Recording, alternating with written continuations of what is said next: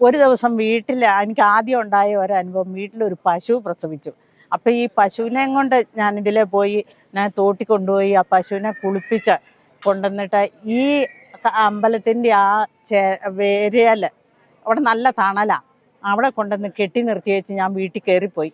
പ്രസവിച്ചതിൻ്റെ 3-ാം പൊക്കം വീട്ടിൽ കയറിപ്പോയിട്ട് കുറച്ച് നേരം കഴിഞ്ഞപ്പോൾ ഇതിനെ അഴിച്ചുകൊണ്ട് പോകാൻ ഞാൻ വന്നപ്പോൾ ഞാൻ കെട്ടിയ പശു അല്ല, ഒരു 3 പശുവിൻ്റെ വലിപ്പമായിട്ട് ഈ പശു നിൽക്കുവാണ്. അതിൻ്റെ തലയൊക്കെ അങ്ങനെ ഒത്തിരി വലുതായിട്ട്.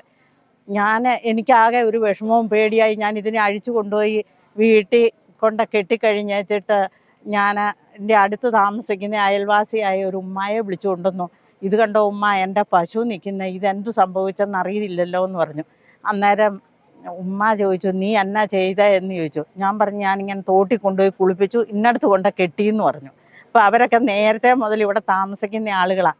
അപ്പം അയ്യോ, നീ പ്രസവിച്ച് 3 ദിവസമായ പശുവിനെയല്ല അവിടെ കെട്ടിയത്, അത് അമ്മയുടെ കോപമായിരിക്കാനേ സാധ്യതയുള്ളൂ. നീ ഒരു കാര്യം ചെയ്യും, ഒരു 1 രൂപ എടുത്ത് ഈ പശുവിനൊഴിഞ്ഞ് നീ ആ അമ്പലത്തിൽ അവിടെ നേർച്ചയിട്ടേക്കാം, അവിടെ ഒരു കല്ലൊക്കെ ഉണ്ട്, ഒരു പഴയ വിളക്കും ഒക്കെ അവിടെ ഇരിപ്പുണ്ട്, അവിടെ ഇട്ടാൽ മതി എന്ന് പറഞ്ഞു.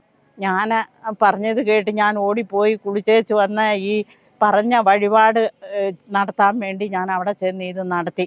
ഞാൻ ഇവിടുന്ന് ഈ വഴിപാടിട്ടേച്ച് വീട്ടിൽ ചെന്നപ്പം നേരത്തെ പശുവായി. അത്ഭുതം, അമ്മയുടെ അത്ഭുതം എന്താണെന്നോ അതുപോലെ ഒത്തിരി അനുഭവങ്ങളുണ്ട്.